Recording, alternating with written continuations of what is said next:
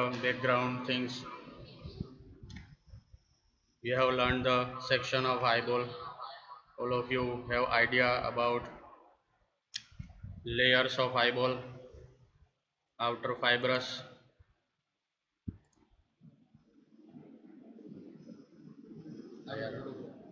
outer fibrous layer, middle vascular layer, and inner neuronal layer.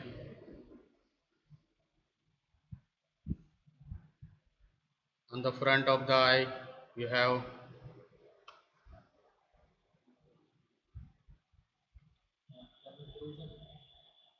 આવે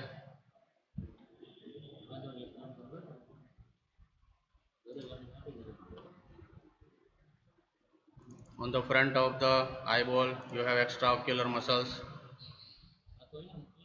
This part represents ciliary body having ciliary muscles inside. Ciliary muscles, they are attached to the lens, so they will contract and relax the lens. And outside the eyeball, you have extraocular muscles. You know the names: superior rectus, inferior rectus, middle and lateral rectus. So this is diagram of structures around eyeball.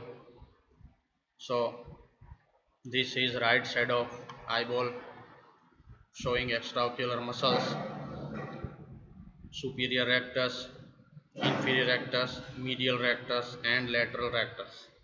Okay, superior rectus, and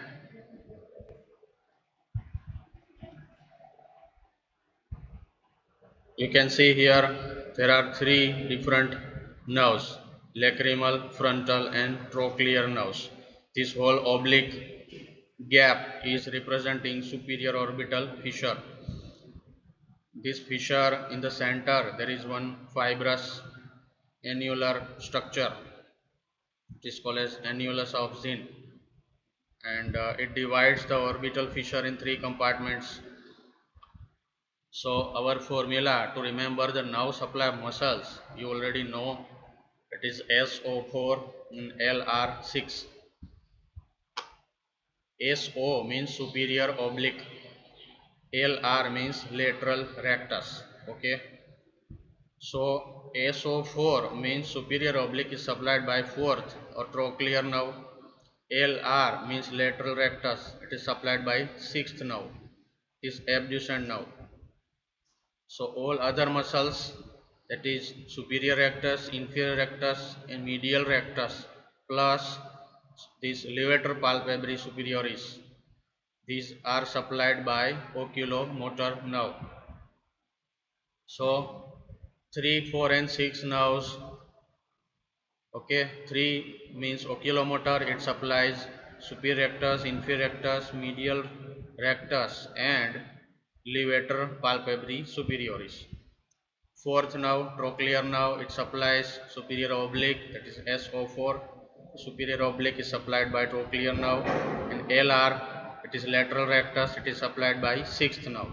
So you can see here, this is abducent nerve which enters lateral rectus from its medial side, and this is trochlear nerve which comes from the lateral compartment of the fissure, and then it travels obliquely to supply superior oblique.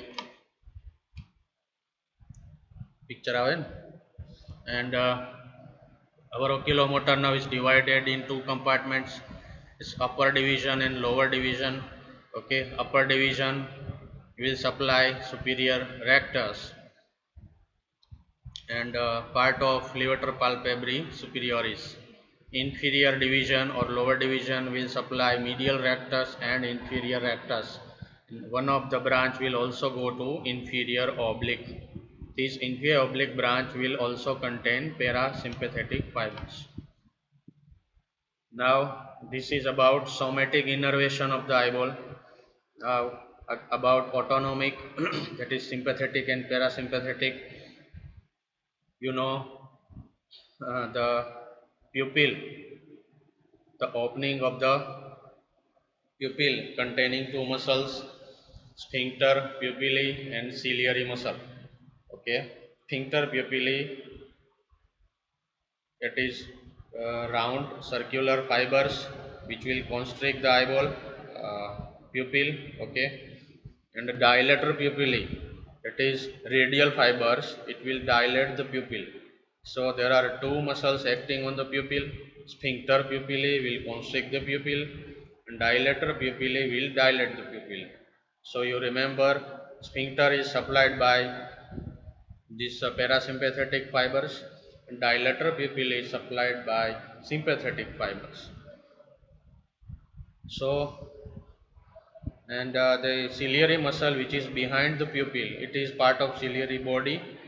So, it is also supplied by these parasympathetic and sympathetic fibers. So, they are responsible for the reflexes of the eyeball. One more thing, you should have the idea of the brain stem. The whole brainstem is divided in three parts. From lower to upper, they are medulla oblongata, pons, and midbrain. Okay, our cranial nerves, they are having nuclei within this brainstem. So upper part of brainstem is having third and fourth nerves nuclei, that is midbrain, oculomotor and trochlear nerve. They are coming from the midbrain, and sixth nerve is coming from the pons. Okay, so three and fourth nerves from the midbrain and sixth nerve from the pons. So they are having nuclei in the brain stem. uh, One more thing you should know, that is functional components. બીજી screen share કરું છું ભાઈ, જોજે. Functional components બીજી screen share કરું છું.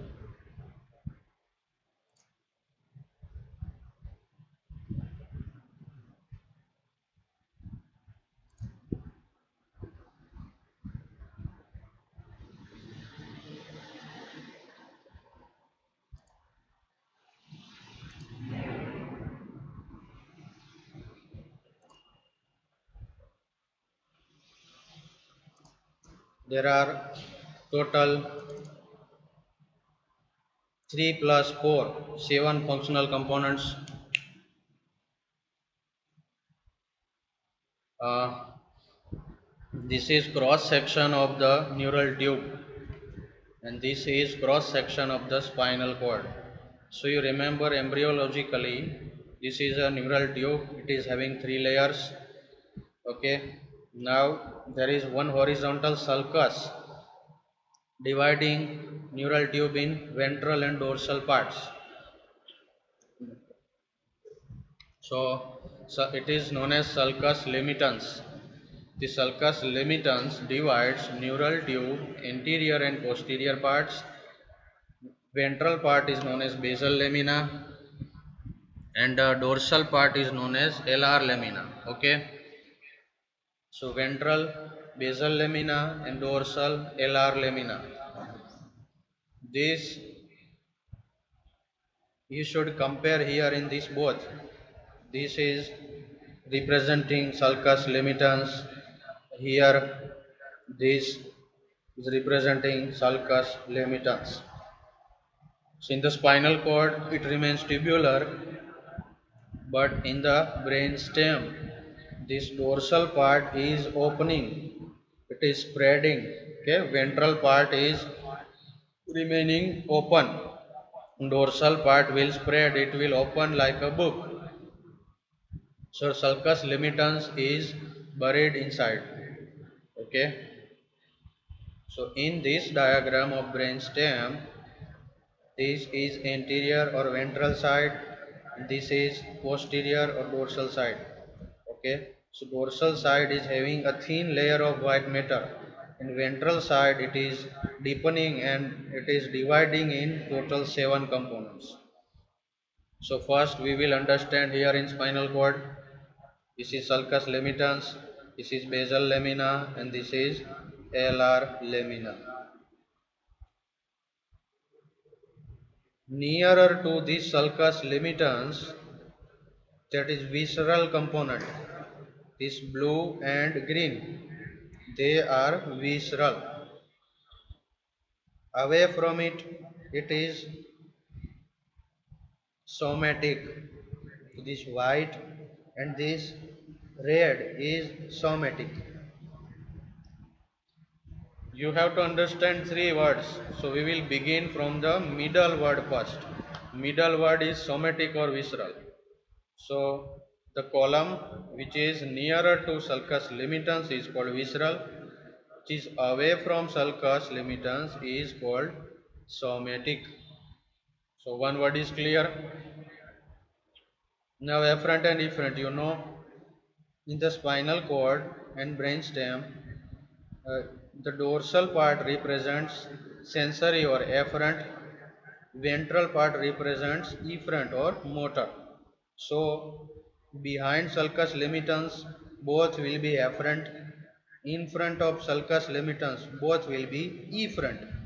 So we have joined two words, visceral, somatic, visceral afferent, and somatic afferent. So these four dots you can see, this is visceral efferent, this is somatic efferent, this is visceral afferent, and this is somatic afferent. Now these four columns are primitive, they are appearing first in the embryo. Okay, general somatic efferent, general visceral efferent, general visceral afferent, and general somatic afferent. So when they are appearing first, it is called general, it is non-specific. So all four columns will have the word general in front of them. So you see here, this is your sulcus limitans. Around sulcus, these are the two dorsal columns, GVA and SVA. Sorry, GVA and GSA. This blue, GVA and GSA, it is primitive general columns. And this in front of sulcus limitans, GSE and GVE. So two general columns in front of sulcus and two general columns behind sulcus. Now in the later part of development, after folding, there is addition of spatial column. It will be in between two generals. So anterior two generals, these two blue, in between these two blue there is spatial column added. Similar change behind these two general columns, in between these two general there is spatial column added. So it will be named spatial visceral afferent and spatial visceral efferent. Fine. Now in the very last part of development, terminal part of development, there is one most lateral, most distal part is added, one more spatial column. So it is called spatial somatic afferent. This is very much spatial, it is very much on the side or most distal or most lateral part, it is spatial somatic. So it is to be remembered separately. Again revise, first sulcus limitans, in front there is efferents, behind there is afferents, near sulcus it is visceral, away from sulcus it is somatic. So these four columns are ready, so they are called general columns. If you arrange them here, it is in blue fonts. Okay, in now later part of development, in between two general one special is added. Here in between two general one special is added, and most laterally there is one special added. So 3 plus 4, total 7 functional components. So your cranial nerves all from 1 to 12 will carry all 7, depending upon their functional requirement, they will carry the components from these columns. We will further learn in this separate lecture. Right now you should just have the names with you. We will understand them in detail in a separate lecture.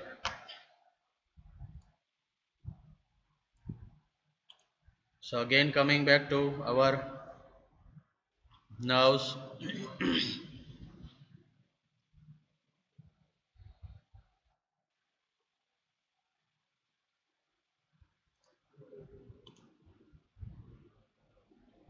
So oculomotor nerve, trochlear nerve and abducent nerve. You should read functionally them together because they are related. There is one white matter column that is called medial longitudinal fasciculus, also known as MLF. So this MLF will integrate fibers of 346 nerves with head and neck, and it will uh, work for coordination of movements of the eyeball with head and neck. So that is very difficult to understand, but if you have idea of these nerves, it is easy. So oculomotor nerve first, it is main nerve. It supplies extraocular and intraocular muscles. So remember the names of extraocular muscles: superior rectus, inferior rectus, medial rectus, and levator palpebrae superioris on the upper side and inferior oblique on the lower side. If you want to remember, there is extraocular muscles, that is superior rectus, inferior rectus, and medial rectus, and levator palpebrae has also two parts, voluntary and involuntary parts. In intraocular, it is supplied by autonomic nerves, that is sphincter pupillae and dilator pupillae. So you can see upper division is having GSE and GVE components, that is somatic and visceral. From both general, 1 plus 1 is taken. Somatic is given to superior rectus and visceral is given to these involuntary muscles, LPS and dilator pupilla. Lower division, same, GSE and GVE, okay, but one spatial is added in lower division. That spatial is for proprioceptive fibers, okay. General somatic means remaining muscles. General visceral means parasympathetic. Okay, in upper division it is sympathetic and in lower division it is parasympathetic. So it will supply constrictor muscle. See, sympathetic is going to dilator pupilla and parasympathetic is going to constrictor pupillae. And it is also supplying these ciliary muscles. It is for movements of the lens. General somatic afferent is proprioceptive fibers for trigeminal nucleus. In general, all the proprioceptive words, wherever there is GSA, these proprioceptive words will go to ultimately in trigeminal nuclei because it is a large collection of proprioceptive afferents. Now, these parts of the oculomotor nucleus, it is given in your book. You can see the names, they are very tough to remember. Uh, you can have idea in the schematic diagram. This is dorsal view. We are viewing from the posterior superior side. This is mass of oculomotor nucleus. It is dividing in multiple small other nuclei. This is right lateral view. This is left lateral view. Okay, here change to left lateral view. So main dorsal view, vertically all the midline nuclei 1, 2, 3, 4. We will remember first. So On the most superior side, it is EW, that is Edinger-Westphal nucleus. So this is your EW nucleus. Below it, there is intermediate. Below it, there is median raphe. Below it, there is caudal central. Now, all these words means midline. See, this black font represents names of the nuclei. So, this black font, all these three, intermediate, median and caudal central, they are having common meanings that are located in the midline or median plane. So all these three words are over: intermediate, median and central. So we have no more words. So the word is EW, Edinger-Westphal nucleus. It is behind name of scientist. So these four nuclei are located in the midline: EW, intermediate, median raphe and caudal central. Two lateral side, that is dorsolateral side, bilaterally, that is dorsolateral nucleus.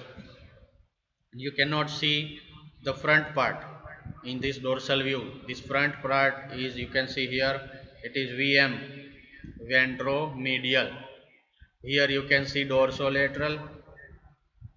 In front of this dorsolateral there is ventromedial. So this 4 plus 2, 4 nuclei in the center and 2 nuclei on the lateral and ventral sides. Again, EW nucleus, intermediate, median raphe and caudal central, and then dorsolateral and ventromedial. They will go to different muscles: intermediate, median and caudal central. You can see here, intermediate is supplying inferior oblique, dorsolateral is supplying inferior rectus. So this horizontal line, inferior oblique and inferior rectus, both are covered here. And in this lower part, it is going to superior rectus. Okay, so our and this ventromedial part, anterior part, it is going to medial rectus. Again, all somatic muscles: inferior oblique, inferior rectus, superior rectus and medial rectus. This voluntary muscle, general, somatic, efferent is over. Now visceral part, that is smooth muscle. So EW will go to two parts: sphincter pupillae and ciliary muscle. So it is your parasympathetic innervation. Here caudal central, it is going to LPS, it is levator palpebrae superioris. So these are all known as oculomotor nuclear complex, dividing in 3 plus 3 nuclei. Course of oculomotor now.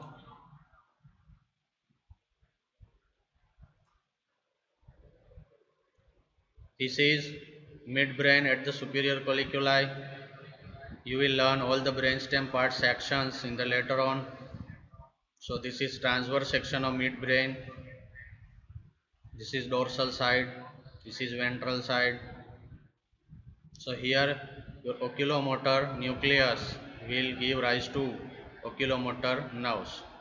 It will come out from the ventral surface uh, around basilar artery. The branches of basilar artery, it will pass ventrally. This is your pituitary fossa. On bilateral side of this fossa there is cavernous sinus. This blue part represents cavernous sinus.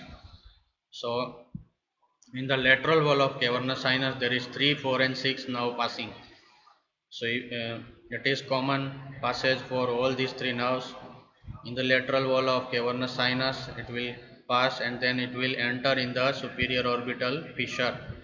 In this fissure, it will divide into upper and lower division. Then you know upper division and lower division supplies all the muscles. Somewhere behind there is ciliary ganglion. It is connected to short and long ciliary nerves. It will supply parasympathetic fibers. So this is all the course of oculomotor nerve. You can see diagram of cavernous sinus. This is coronal section. Okay. Uh, Around this hypophyseal fossa, this is all intercommunicating caverns. This is your cavernous sinus. In the lateral wall of sinus, you can see 3, 4, and 6 cranial nerves. It is also having this ophthalmic division of trigeminal nerve and the part of internal carotid artery, which is known as carotid siphon. All these structures are located inside this cavernous sinus. This maxillary division is outside the dura mater.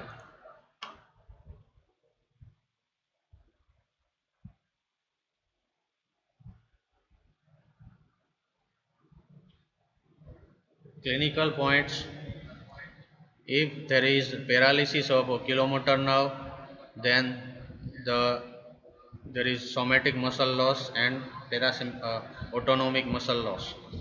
So this condition is known as squint or strabismus, in which there is the loss of coordination between two eyeballs and there is unopposed action of SO4 and LR6 muscles.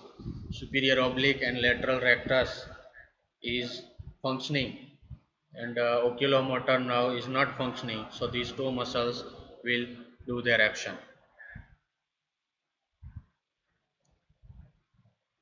Loss of accommodation due to paralysis of ciliary muscles. Diplopia or double vision is due to loss of incoordination. The image formed in the visual axis of both eyeball is on separate parts.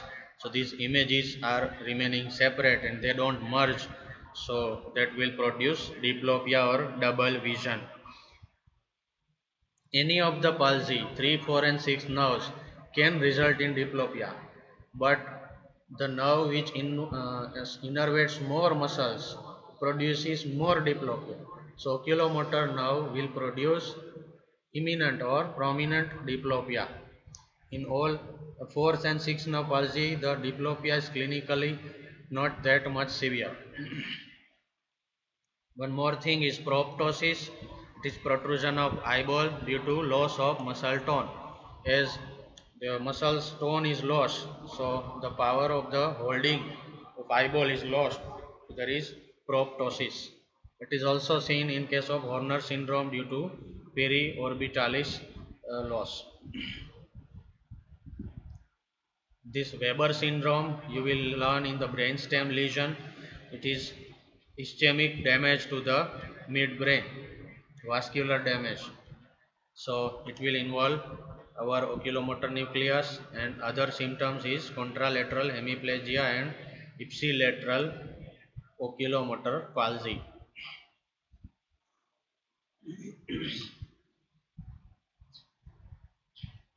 Now we will see trochlear nerve, similar course, but the difference is you can see it is originating in the dorsal part of the brainstem.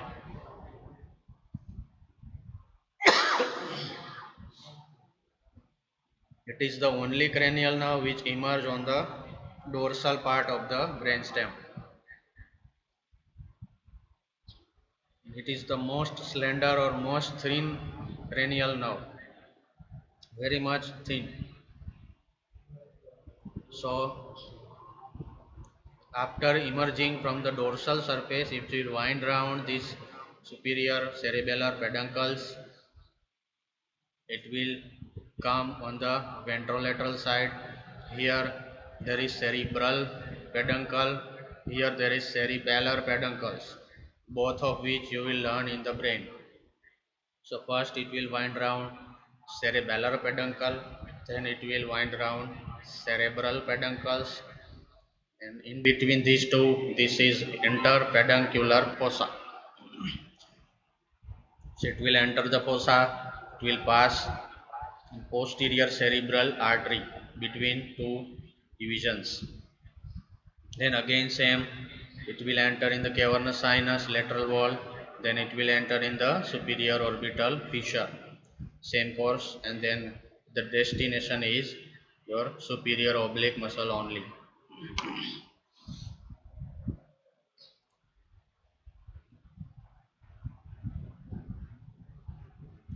So you can see here it is supplying superior oblique muscle. It is entering this lateral portion of superior orbital fissure, then it will curving and entering in superior orbital fissure. Because it is supplying superior oblique, the paralysis of trochlear nerve will result in superior oblique dysfunction. So there is loss of vertical movement coordination. So that is resulting in vertical diplopia, double vision in vertical plane. This diplopia will be more worsening when the patient looks down. If you adduct the eye, so your adduction component is fixed. Then if you look down, first adduct the eye, then look down. So there is vertical diplopia. Patient will complain vertical diplopia.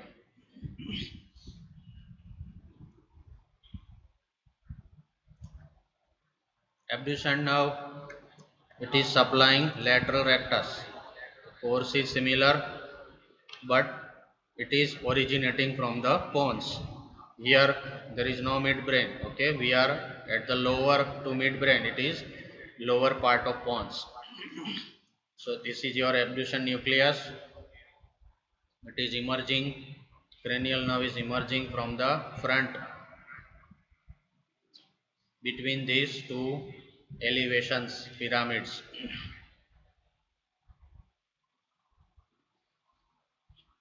Here there is one space, potential space. It is known as cisterna pontis. Cistern means space in the brain. So between these two elevated parts of the pons, there is one gap that is known as cisterna pontis. So the nerve emerges from this gap, then it is passing through cavernous sinus, and it is again entering in this supraorbital fissure, and it is ending in your lateral rectus. There is one word, that is petrosphenoid ligament. What is that ligament? When this nerve enters this cavernous sinus, before entering the sinus, it is passing below this ligament. It is connecting petrous part of temporal bone here to the sphenoid bone. It is petrosphenoid ligament. The nerve will pass below this ligament, and then it will take acute turn. Okay.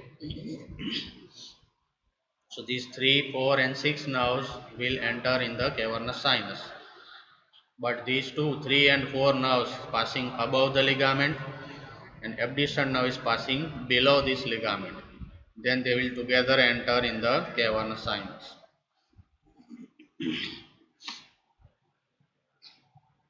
If there is palsy of the abducent nerve, your lateral rectus is gone. So this diagram is left side abducent palsy. So this is patient's left side. Okay, if you imagine left lateral rectus palsy, so patient can do medial rectus action, that is adduction of eyeball. Okay, abduction of eyeball is not possible because there is lateral rectus palsy. So this is normal eye. This right is normal eye and left is abnormal eye. Now in this second diagram there is right side gaze. If you make the patient see on the right side, there is abduction of right eyeball and adduction of left eyeball. So both are working fine. You cannot see anything abnormal. But if you see opposite side, that is left side, so right eyeball adduction and left eyeball abduction. You can see here left eyeball abduction is not possible. So it is left esotropia. Failure of abduction is called esotropia. All these words you will learn in the ophthalmology subject in the third year. There is full subject on the eyeball called ophthalmology, everything about eyeball in detail. So if you want to learn, you can refer in the ophthalmology textbook.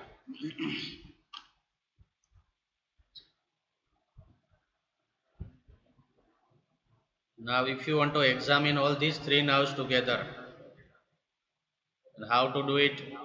So you can see in routine clinical examination, we should fix the head first. Patient is asked to keep the head fixed. So from one hand you will hold the head of the patient, and then from the other hand you will make your finger move. Ask the patient to see your fingertip, and then move the fingertip in four direction, that is upward, downward, inward, outward. All four direction you will move the finger and make the patient trace the finger, and you should carefully observe all four movements, so it can detect 3, 4 and 6 nerve abnormalities. But to do this examination you should know nerve supply and action of both eyeballs muscles. We have seen in this photo that just to test one muscle and one nerve you should see both eyeballs. So similarly you should have assessment of both eyeballs together to exclude any nerve palsy. It is very tricky and requires lot of practice. The pathway of this reflex we will see in next lecture. In next lecture we will cover optic nerve and visual pathway. Then we will revise these nerves again, 3, 4 and 6 nerves, but only reflex component, that is autonomic nerve supply. We will see light reflex, two variety, that is direct light reflex and consensual light reflex. In direct light reflex, if the light is thrown in the one eyeball, then that only that eyeball will be observed, that is direct light reflex. And if you observe another eyeball, there is consensual light reflex. So light source any one eyeball will produce constriction of both pupil, so both reflexes need to be seen separately. And one more reflex, that is accommodation reflex. If you see nearer object, first you see distant object, then you suddenly see near object, then there is two reflexes together, one is constriction of the pupil and one is accommodation of the lens. So two muscles act together, sphincter pupillae muscle to constrict the pupil, and lens is uh, made more convex. Your ciliary muscle is relaxed, so your lens will become more globular. So these both will happen together in accommodation reflex. But for description purpose, this accommodation is described only with ciliary muscle, because sphincter pupillae muscle is supplied by different nerves. So their pathway is separate and we will learn them separately. So I recommend all of you to go through the pathways of all these four reflexes and remember names of all components. We will understand them in next lecture. If you have any query, you can raise in the chat box. Thank you.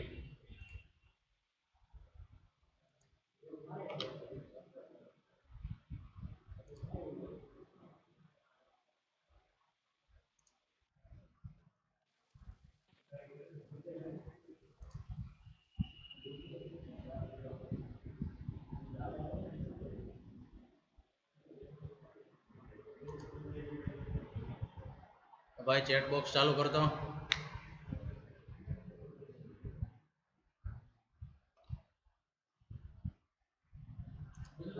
Chat box चालू कर. હેંગ થઈ ગયું.